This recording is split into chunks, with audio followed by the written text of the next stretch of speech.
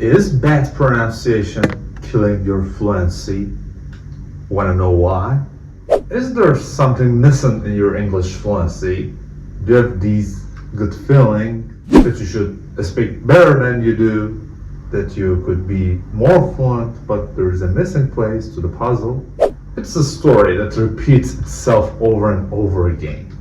You've studied plenty of English, learned the grammar, done everything you were told to do, and maybe you even lived in an English-speaking country, but still after all the hard work and sacrifice, you don't feel you're as fluent as you could or should be. To your disappointment, you still have a tech accent.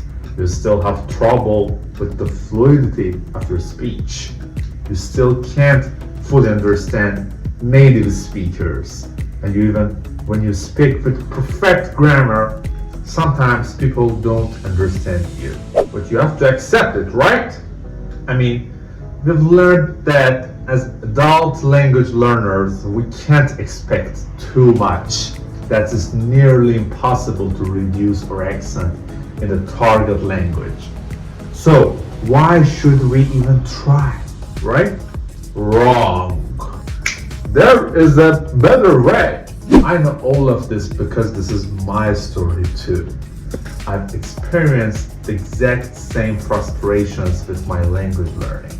I've experienced this with both my Spanish and Portuguese learning, and as a teacher I've worked through it with my own students and members of our courses. But I'm here today to tell you that there is a better way if you're willing to open your mind and change how you think about language learning, to learn and to build a few key daily habits, and above all to preserve. Then you will experience dramatic improvement in your English fluency in a relatively short amount of time. If you are a non-native teacher, you can kill two birds with one stone by improving not only your own perception and pronunciation, but also by learning how to effectively teach it. The rest of this video will explore the 3 pillars of successful pronunciation training and give you some important resources to move forward. So guys, here it's me again. Welcome back to the channel English with Passion. So without waste of time, if you're ready, just keep up with me and let's find it out. First one, rhythm and stress. The musicality that guides the way natives speak. Sound morphing. How native speakers cut and combine their words. Music, imitation, and mimicry. How you improve your accent by imitating native speakers. The powerful connection between fluency and pronunciation. For the majority of intermediate and advanced learners, including most teachers, effective accent reduction training could very well be the single most powerful, direct, and fastest way to improve your fluency. In fact, more and more academic studies are showing miraculous results from its application.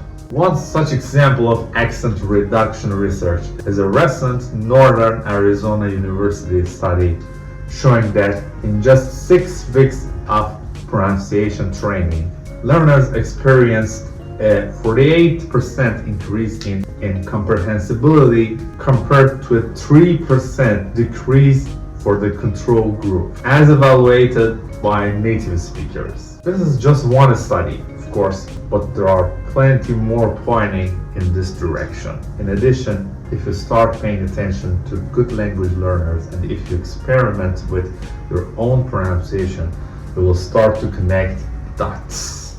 The 3 pillars of great pronunciation. Number 1, stress, rhythm, and intonation. If music is sound and sound is language, that means that language is music. Mimic method. The huge importance of musicality in the English language is undeniable to more and more English teachers, learners, and researchers. The only questions to be answered are about the ideal combination of ingredients for optimal accent training and how to apply them to our learning and teaching. Here is a powerful introduction to the topic by Fluency, as describes the stress, rhythm, and rhyme, and ties it all together with intonation in what he calls shrinking and linking. The point is that if you can develop an awareness of the rhythm and stress of English, which is very different than other languages, and combine that with a feel for intonation, you will naturally start to tune into the musical background patterns that guide the way natives speak. This awareness will open you up to a whole new perception of the language, which will show you the hidden logic of sound morphing, how natives cut and mix their words, and build a base for you to actually imitate it with music and mimicry. 2. Sound morphing plus shrinking and linking. If you listen to the way native speakers actually talk, you will discover that we don't speak how you learn. A few of the most common examples are wanna, want to, gonna, going to, gotta, got to, let me, let me. We also do this as we connect or link words. For example, in native speaker, we rarely enunciate a lot of, but we say a lot of. Another example is, did you see her? We often say, did you see it? Or, did you see it? These are just a few examples. If you start to pay attention, you will notice them everywhere. The reason people have problems understanding native speakers isn't because we speak too fast. The truth is that we cut our words, connect them, and shorten the sounds based upon the musical rhythm of English, and it ends up coming out very differently than what traditional methods teach. This is what we call sound morphing. A lot of people incorrectly attribute this to colloquial speech or the bastardization of American English, while it's true that we should not write like this, at least in formal contexts, and that British people speak differently than Americans in a lot of ways. Sound morphing is a universal occurrence in formal and informal contexts in all English-speaking countries and accents.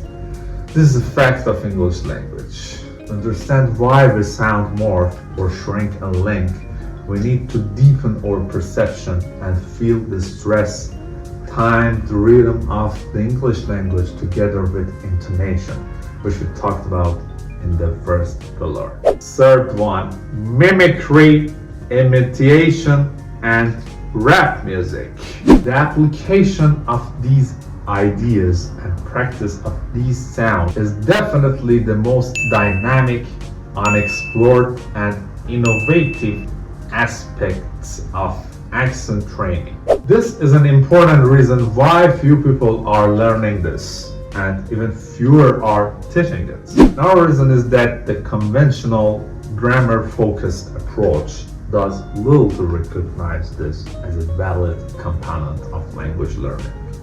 However, the ideas and results are out there and they speak for themselves, and there are a handful of talented teachers applying this, systemizing it, and innovating the industry. Know that we've developed a basis for understanding and identifying the rhythm of English and how it guides the way native speakers cut, shrink, and link words.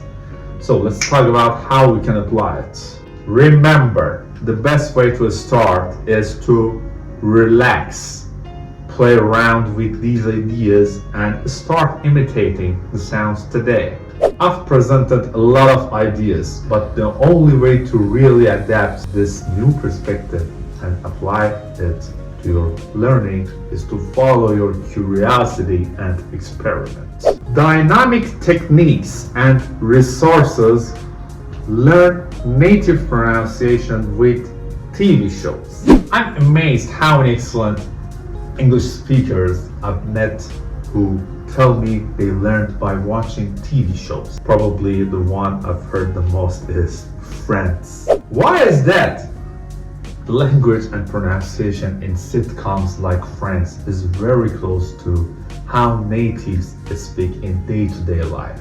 So by mimicking conversation from series like this, you can greatly improve your pronunciation and understanding of native speech. Imitating native pronunciation with rap music. This is one of the most dynamic and effective ways to adapt your perception and muscles of articulation to the rhythm and pronunciation of the English language. I can't count the number of times I've met English learners who have surprised me with their native-like pronunciation, only to tell me that they learned to speak like they're listening to rap music. If you really like rap music or are interested in learning like this, I recommend choosing the song you like or think you will like and practice it every day for 20 minutes. Find one that isn't too fast or loaded with slang and download the free recording or editing software Audacity so you can slow it down and gradually adapt to the normal speed. Audacity also allows you to record and overlay it to compare your pronunciation. Talented rapper teacher Fluency MC also creates his own rap music specifically to teach English on his world-famous Call to Learn YouTube channel. And Idaosa Ness is creating a product to teach English learners how to do this called the flow of English. Other types of music such as pop music are nice and they help in a general way, but rap music is the most effective because as it's the closest to the natural spoken rhythm. So guys, this is the end of this video. I hope you enjoyed and understand it well. Needless to say, you can suggest my channel to the ones who are interested in learning English. As always, if you like this video, please hit the like button for me. You can leave comments below. And for the last but not the least, don't forget to hit the subscribe button.